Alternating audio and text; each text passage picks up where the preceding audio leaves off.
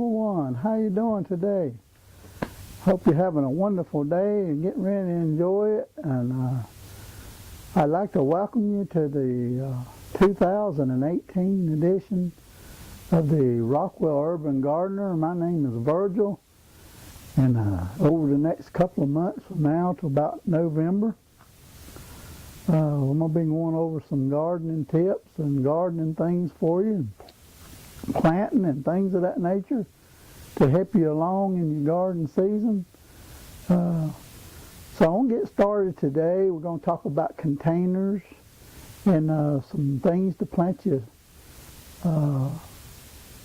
seed starts in and your plants in, and some things to use to get it all started. So hang on just a minute and let me get cranked up here, and I'll be right back with you. All right, we'll get started here today on some ideas and tips for you. First of all, let's talk about the planting material you'll need to get your seed started in. You can make your own, and if that's something you want to do, that's all entirely up to you. But today I got a good starting mix that I use every year. And let me zoom up on it just a little bit. And this is Jiffy Starting Mix. You can find it at most stores. I bought this one at Walmart, and I give $5 for it. There's, let me see, there's 12 quarts in there dry. You wet it with a little hot water, and you can use that right there to get your seed started in. It's a good product to use. Like I say, I've used that product about ever since I got started into gardening. It's a real good product. All it has in it is some peat moss and a little vermiculite, and that's about it. It's got no fertilizers or anything, but this is real good to help you get your plant started in. Like I say, you can find it at most stores. Walmart, Kmart, Lowe's, Home Depot. But anyway, like I say, you can make your own. There's plenty of videos out to show you how. But if you're only going to do a certain amount of plants, this is a real good thing to have as opposed to buying all that stuff and the ingredients that you need. But like I said, it's entirely up to you. But this is what I use to get my seed started in from year to year, and it always works out real well for me. And the next couple of days, I'm going to be planting some transplant seeds to get ready to go for the summer, and I'll film that video for you and show you how I do that. All right, let's talk about some of the things that I use to get my seeds started in. And some of the things I use these little trays. You can buy them at, I think I give $1 for that one at Dollar General. You can buy them at Walmart. You can buy them at any big box store. This is a little tray that I buy. I use it for a lot of things, but mainly I use it to start off with, is to start my seeds in. And that's a real good thing to use. You can buy seed starting trays. It's got 72 cells in it, and I think they're about $5. But this little tray here is $1. This is what I use. And this little cup that I got here, let me zoom up on it to you for a second here, and I'll show you what I got. This little cups I use here. This is a little 8-ounce cup. And I get them at Dollar General or Dollar Tree or somewhere like that. They're 8-ounce cup, and this is what I use to get my seeds started in, as opposed to using the seed cells. You can put your starter mix in here, and you can, for bottom water, and you can poke you a few holes in the bottom here.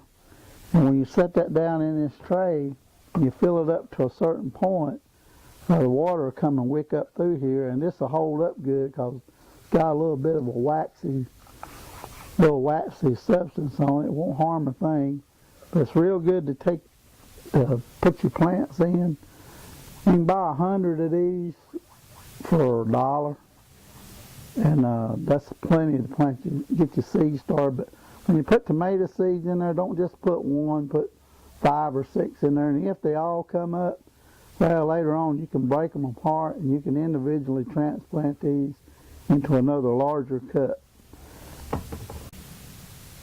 Now we're going to talk about containers. This is something I'm going to use a little bit more of this year. I got some raised beds out there.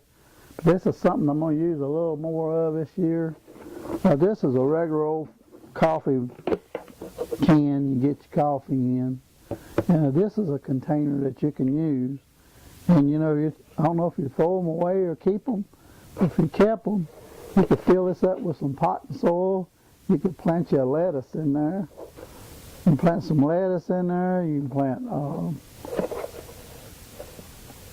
let me see, Swiss chard. You can plant a Swiss chard. You can plant about anything in that little container there. And bok choy or any one little bok choy plant. You can use that to plant you some plants in, or you can use it to hold your fertilizers and things like that. That's a real good little container. I got a bunch of these, and I use them for planting some lettuce in as individually, and they grow bigger and all like that.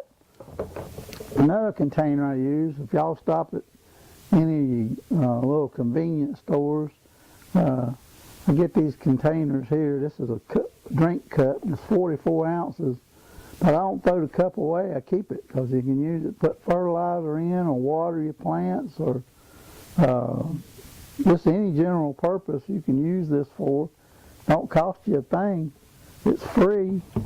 And this little container, little blue container I got here, this is a 2.5 gallon little container. I bought this at Dollar Tree. And I got several of them, but they're $1 a piece. And you can plant a tomato plant in here, or eggplants, or anything like that, or pepper plant. All I got to do is poke you a few holes in the bottom, fill it up with some potting soil, put you some fertilizer in there, put your plant in, and it'll grow. And for $10 you can buy 10 of these. You can grow all the tomatoes or whatever in there you want to grow. And I got this bigger one. You can see it. This is like 10 gallons. This will hold a lot of dirt. But it's great big. You can plant your tomatoes. You can plant some potatoes. You can plant about anything in that big one. Another container is this one I got sitting up front here. This is a regular old tote. That's a regular old tote. I give $5 for that one. And let me see how many quarts that thing holds. It's a 18 gallon. It's an 18 gallon tote. You can fill that up, put you some hose in there. You can fill that up with dirt. You can plant tomatoes, peppers, eggplant, anything you want to plant, you can plant in that containers. And that's the container part of this program today. It's showing you what container, anything you can use to plant and grow you some food in. That's a plus.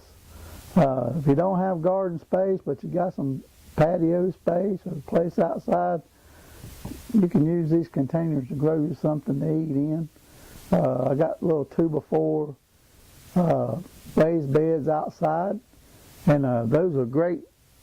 Those are great for growing anything in, and you put the right potting soil and the right garden soils and fertilizer and amendments and stuff like that in. You can really grow some nice plants and some good vegetables for your table for the summer coming up.